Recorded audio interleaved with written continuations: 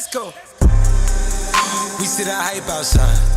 Right from the house. Hey guys, Golden here, and welcome back to the Fortnite mobile update video. Today, in this video, we're going to be talking about how Epic actually won against Apple this week, and they took a huge W. And guys, the W they took this week is going to change this entire lawsuit, and I'll explain why later on in today's video. And also, guys, we got some really awesome new updates on the Season 5 iOS app, and we got some really good news for the Fortnite mobile community. And recently, we did actually get intel that Epic is no longer going to be pursuing the case in the United Kingdom against Apple and Google, and they're going to be putting 100% of their energy into the US case, and I'll explain what this means for Fortnite mobile once we get into that topic. And of course, guys, we got a whole lot more to talk about in today's video, so make sure you guys all watch until the very end to make sure you guys get all the news. But either way, you guys of course know I don't want to waste your guys' time, so sit back, relax, and enjoy the mobile news. All right, so heading right on into the first topic, let's talk about how Epic Games actually got prevented in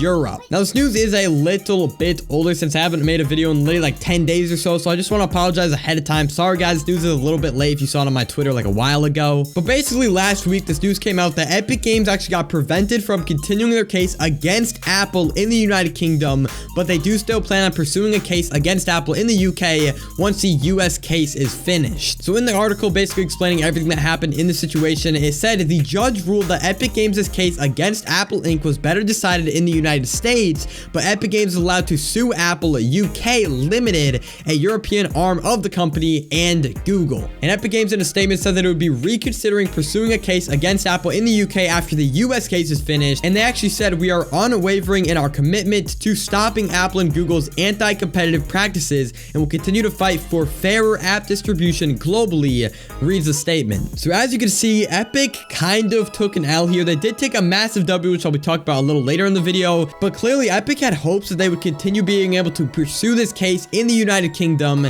and that doesn't look like it's going to be happening anytime soon. Now, as much as this is obviously bad news for Epic, I see this as really good news for Fortnite mobile players, because guys, this means that Epic is going to be putting 100% of their effort into the US trial. Instead of worrying about both lawsuits in the different countries, we're hopefully going to be focusing more on the US trial, and hopefully this will help us potentially see Fortnite mobile returning a little bit sooner, because the lawsuit might be finishing up just a little bit sooner, not too much, but we might be seeing the lawsuit ending a little bit sooner, or at least Epic putting more energy into it, which could mean they might actually win the lawsuit, which guarantees mobile will be returning to the App Store. And keep in mind, the trial between the two companies is actually scheduled for May 3rd, so just stay patient, guys, because we have waited 6 months already, and I think we're gonna wait 2 more months until the trial, and I'm so excited to see who wins in the final battle between the two companies. Right on into the next topic, let's talk about the Season 5 iOS app updates. So for those who need a little bit of catching up, basically 2 app developers out there decided they were sick of being stuck in Season 3,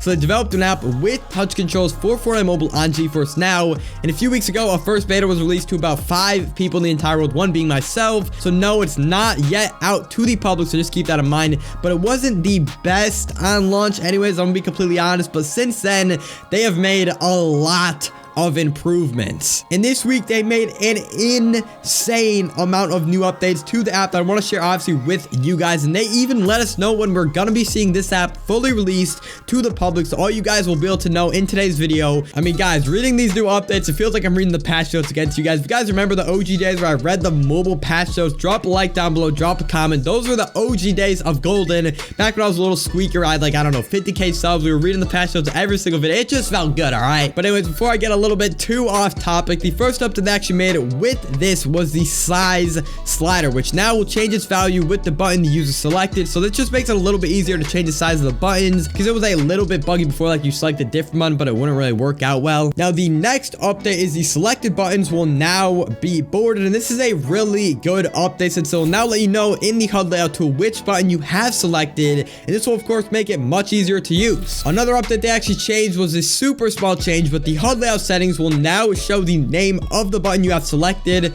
So I guess that's kind of cool. The save and done buttons will now have labels so you can make sure you don't forget to save your changes. And this is just a really helpful update. If you change your HUD and just tap on done, the app will ask you if you want to save before quitting.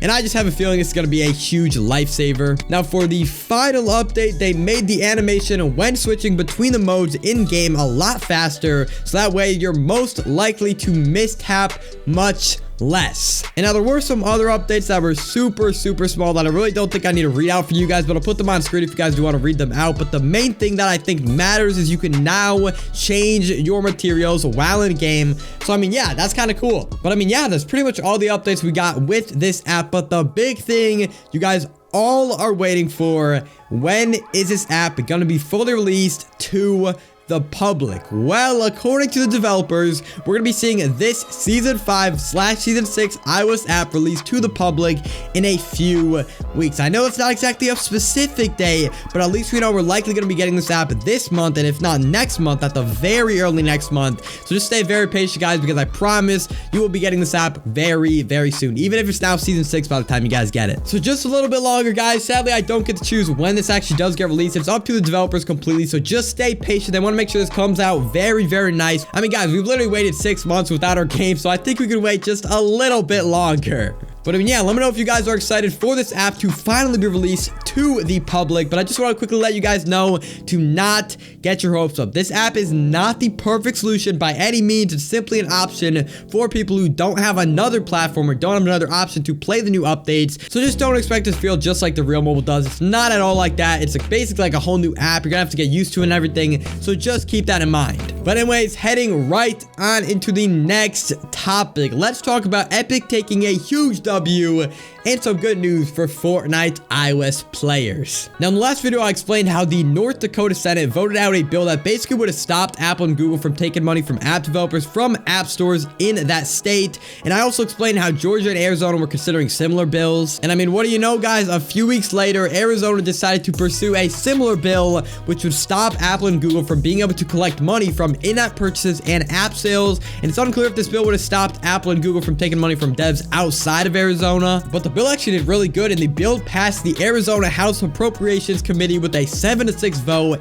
and now the bill is going to have to pass the state's Senate before it will be sent to the Arizona Governor, Doug Ducey. I might have said that name a little wrong. So a lot of you are probably confused as to what I just said and might be wondering if I'm still speaking English anymore. So just to summarize, Arizona did good things, made a bill that if passed would have stopped Apple and Google from taking money from developers. Bill won a 7-6 vote, and now they need one more voting to win before it'll be sent to the governor of that state for approval, and that's basically it. Now you might be wondering, well, why is this such a key thing to Fortnite mobile players? I mean, who really cares that app developers are gonna, not have commission take from them? Well, basically, since the start of this lawsuit, Epic has been fighting for App Store freedom, and they said they would not be removing the direct payment system until they get this freedom. And if this bill actually does pass and it ends up applying to everywhere in the world, this would mean Epic got exactly what they wanted and might even remove their payment system, which would result in their game hopefully returning to the App Store. Now, to be honest, I doubt they would bring their game back now since the final trial's in 2 months from now, but either way,